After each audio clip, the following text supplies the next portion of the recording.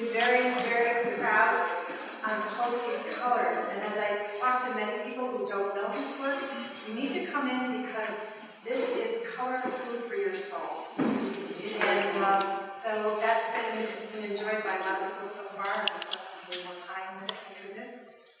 But today we're very happy to have my co-curator, Tom Driscoll, here to talk about Chris and his work, his connection to this whole body of work and practice. So, for those of you who don't know Tom, I hope you do. He is our painting professor here from the state, and has been a wonderful partner in developing and curating and designing this exhibit. So, let's welcome Tom, and thank you for coming. Thank you. I'm a teacher, so normally I speak very extemporaneously, but I've written this down, and I've never done anything like this. So I'm going to read this, hopefully fairly well, so bear with me. First, I'd like to thank Cynthia Robinson and her entire staff for their amazing effort and the tremendous job they did in transforming this space to create a tribute to Chris and his work. Cynthia has been absolutely tireless in every aspect of this exhibit from the very beginning. She's brought vision and flexibility since the start of this project, which never would have been realized without her expertise and guidance. So, thank you, Cynthia. When Edie, Chris's wife, first approached Cynthia with the idea of an exhibit not long after Chris passed away, I asked if I could be involved in its planning, primarily to pay tribute to my friend and mentor. I had a somewhat unique relationship with Chris, and I thought that I could possibly bring that to bear in the selection and organization of the work. For the organization part of this show, we also owe a debt of gratitude to one of our former gallery directors, Joe Driscoll. No relation, but we were good friends. After Chris had his last sabbatical, he was required to have a sabbatical show. He dropped off a lot of work for the exhibit, and most of it were the 12-by-12 paintings here. And he told Joe to do what he wanted in terms of how it was organized and displayed. Joe sequestered himself in our former Carl Dreher gallery for an entire weekend and created a grid format similar to the one we use here, and hung the whole show by itself. When the show opened, I clearly remember Chris being very moved and grateful to Joe for such a creative and thoughtful organization of his work.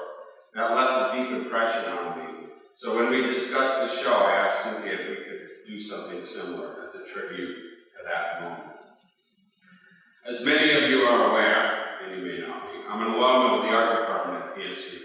I was in the first graduating BFA class, and I concentrated in painting, so I developed a close relationship with Chris as his student. He was also our senior thesis advisor.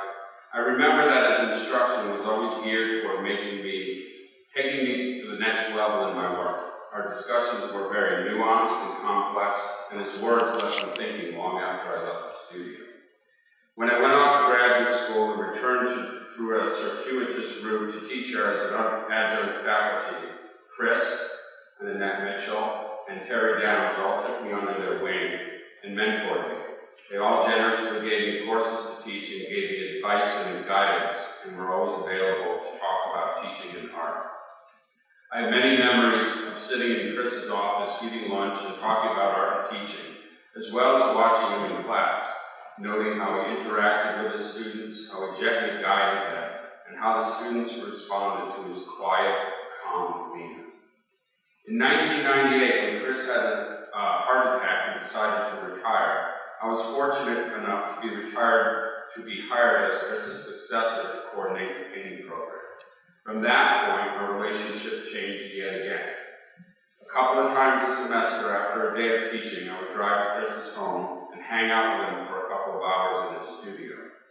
These are some of my most fond memories of spending time with Chris. This would always begin with a ritual of Chris brewing green tea for us. Chris was a tea connoisseur. And then we would head up to the studio over the garage. There, we would talk about his latest work, which would be hung neatly in a grid, orderly on the studio wall. We talk about my work, art, teaching, religion, and spirituality. I would always leave the studio feeling calm and at the same time inspired and excited to get back to my own work. When Cynthia and I had our first meetings with Edie and then our own discussions to plan this exhibit, our initial idea was to do a mini retrospective. It seemed like a sound plan. Then we went to go look at the work and make some initial selections. Let me state here that I was very aware that Chris was a very disciplined and prolific artist. He worked diligently during the summers and winter break and told me that he worked 3 hours in the studio every Friday, Saturday, and Sunday during the school year. However, even I wasn't prepared for the amount of work that we encountered. I consider myself a pretty disciplined artist, but going through his work was one of the most humbling experiences of my career. We selected over several visits, at first just me and Cynthia, then later Mike Heights joined us when we tackled the bar. We culled through approximately 100 to 150 large paintings about that size, and probably 500 to 600 12 by 12 paintings, in addition to folios of drawings and hundreds of 22 by 30 acrylic on paper paintings filling an entire flat block of the studio. None of those are here. It would have been a larger effort, and obviously we ran out of space. After we did the initial selections from the barn, where most of his work was being stored, I pondered the experience on my way home. What was very evident is that the majority of his later work had never even been seen outside of the studio. I bet a lot of these are first time shown. Particularly many of the 12 by 12 paintings and almost all of his acrylic on paper paintings. This limited his audience to his immediate family and close friends. This begged the question, why did he paint or who? We're trained as artists that our job is to communicate to a larger audience. We believe that the sharing of our ideas gives the work that we do value and purpose. I think it's important to point out that Chris did this. As can be seen in the published brochure when we're around, more up front. Chris exhibited regularly and successfully throughout his career. However, with the amount of work that we found, Chris could have shown 5 times what he did and always had that new work. One of the last exhibition venues that Chris was involved with was the Walter Wickheiser Gallery in New York City. It's a pretty prestigious Manhattan gallery, and Chris exhibited with him for about 5 to 6 years. He had several successful shows there, but one day just decided to stop, even though Wickheiser wanted to keep carrying his work. At the time, I was trying to get gallery representation and showing my work every opportunity I could, so the idea of giving up a lucrative New York City gallery deal was incredulous to me. So I asked him, why did he do it? He told me he didn't want the pressure of having to produce a body of work for a show at regular intervals. He didn't like how it affected his working process. So even though he was probably producing at least double what he needed to keep showing with Wickheiser, it somehow brought a different pressure into the studio that he felt was detrimental to the work. And he wanted to maintain the integrity of his painting above all else. So back to the question, why did he paint and for whom? Well, I don't know exactly what was on his mind. I've had enough conversations with him to at least give you my perspective. Chris painted for a lot of reasons, but I believe that the primary ones were self-realization and personal growth. He painted because he had to.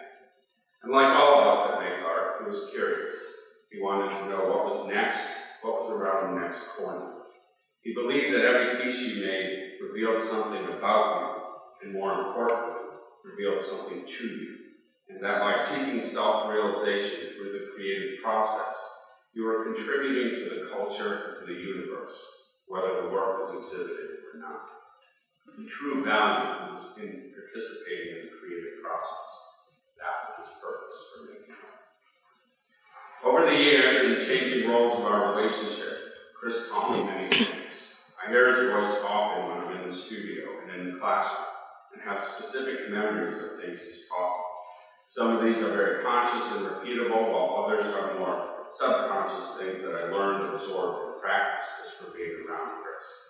As a student, I remember that he taught me how to identify and solve problems, particularly formal ones with structure and color.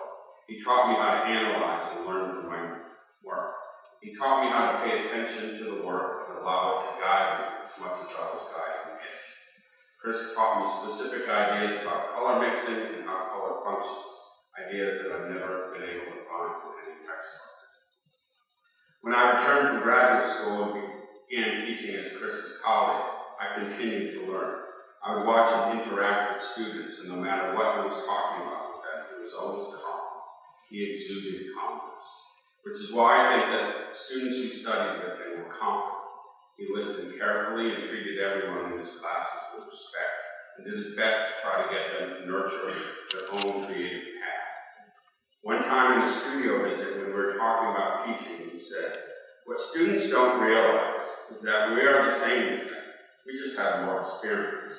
So when we make a mess or go through a tough spell in our work, we know that we will work through it and be okay."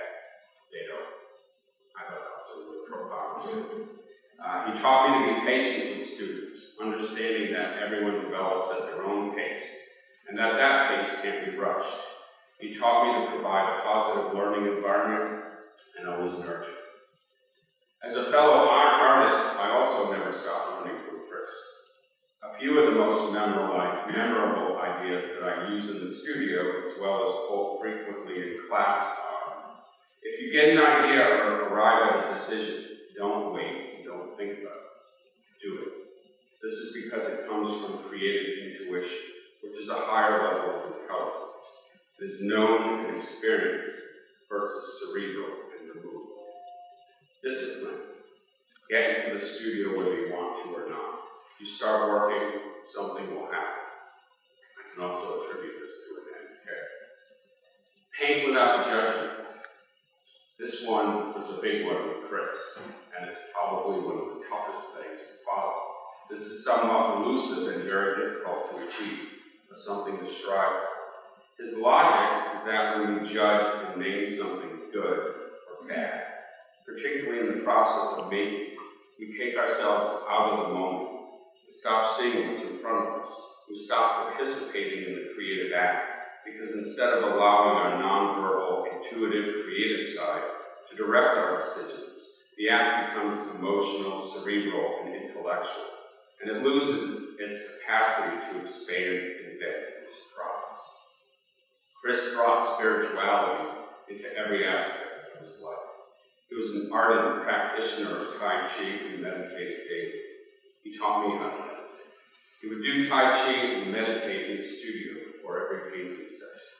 This not only grounded him, it opened him up to be even more present and receptive in painting. He followed and practiced principles of Eastern religions, particularly Taoism, but also Buddhism. He once told me during a studio visit that if he had to choose between giving up meditation or giving up painting, he would stop painting. His spiritual path and its rewards were that important to him. Annette Mitchell recently told me that when she and Chris were teaching side by side in the studios on the 4th floor of Hyde Hall, she would see Chris doing Tai Chi before class so that he could become calm and measured for his interactions with students. This is a great example of how Chris didn't segment his life. His interactions with friends, family, and students, teaching, painting, spiritual practice, they're all one. Chris firmly believed that when he was painting and involved in the creative act, he was sending positive energy into the universe. Since there can be so much negative energy in our contemporary world, he believed that it was his job and duty to counter positive energy through the act of painting. Regarding Chris's work, it's evident that he loved color and used it to its most expressive capability. He was influenced by Joseph Albers, Philip Guston, Philip Pearlstein, among others. His amazing facility with color obviously is in part due to studying the work of Albers. His freedom to paint to Guston and his love of working with a figure to Pearlstein. He also admired the work of Richard Diebenkorn, which is evident in his bridge series. Carried down George's remark that Chris did Diebenkorn better than Diebenkorn. Although I was aware that he had done figure painting earlier in his career, I'd never seen any of those pieces till we went through his work in his bar. Then we began to find that he incorporated the figure throughout most of his career, with the exception of the bridge series. In his later 12 by 12 pieces, I would often see silhouettes and abstracted figures, but never made the connection that there was a lineage of this idea throughout his work until we saw his body of work as a whole. Then I found connections that it gradually went from strict representation to abstraction, using the figure as the armature to do so. There are similar references to the landscape throughout his career. I've referenced the bridge series, these over here, which originated from a moment of inspiration he had when crossing a bridge on his way home from work. Hopefully, we've selected and arranged this work in a manner that will allow you to see those connections as well. Chris rarely, if ever, referred to the content in his work. He believed that the color, mark, paint handling, scale, etc., were the tools he used to communicate, and that he was expressing, and that what he was expressing was purely visual, beyond the realm of words, and more powerful because it couldn't be named or defined. Attempting to describe the meaning or content would detract from the work. His work, as is evident from the room, is about light, energy, mood, place, etc. It is also evident from this exhibit that these pieces are laden with meaning. His joy of color and understanding of light are communicated in every painting. One day when Chris and I were talking in the studio, Chris began referencing his ideas. At the time in our department, there was an ongoing debate about the value of concept-driven, social, political, narrative themes versus process-driven art making. So the idea debate was fresh in my mind. Since he was working in a purely abstract, non-objective manner at the time, I kind of called him out and asked him if he could elaborate on his ideas. In Chris's typical manner, he didn't skip a beat. He said his idea was always the same. What if I took that red on top and began a piece with that on the left edge? What if I took that shape and repeated it or inverted it, etc.? This could seem like a superficial, purely formal way of working. However, it's important to note that all these ideas were lead-ins or beginning points. They would get him motivated to start each day's piece. Then he would become engaged in the act of painting, and each would take it where it led him. If you spend some time with the 12 by 12 paintings, and that's his later work, you can easily see this thought process at work, finding ideas that emerge, connect from piece to piece, and evolve into the next iteration. If you note the titles in that series, they're all titled Event, or E. They start with E. E stands for event. And then numbered according to day. This was deliberate. They're almost all one-session paintings. To title all of these pieces would not only be laborious, it would be counterproductive to name them, thereby limiting their potential interpretation.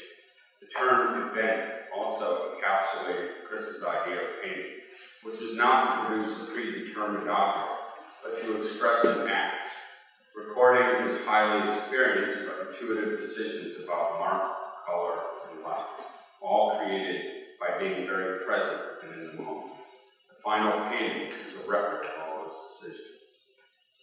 I think it's difficult and probably not relevant to try to place Chris's work in any kind of art historical context. It was definitely of his time, absorbing and acknowledging influence from his teachers, his peers, and the artists that were his contemporaries. However, despite the longevity of his career, none of the works look dated. Almost every piece in the show has maintained a freshness that appears as though it could have been painted yesterday, which is a tribute to Chris's mastery. It is also very evident that Chris's work never stood still. He was always challenging himself, continually evolving and unfolding work. Finally, this exhibit has brought together a lot of individuals that have known Chris in a lot of different contexts. I've been privileged to have had many conversations and have read all of the comments from friends, family, and former students of Chris. And in doing so, I've learned a lot more about him. It is evident that he touched many lives and has left a powerful legacy, not only from his teaching, but with this wonderful body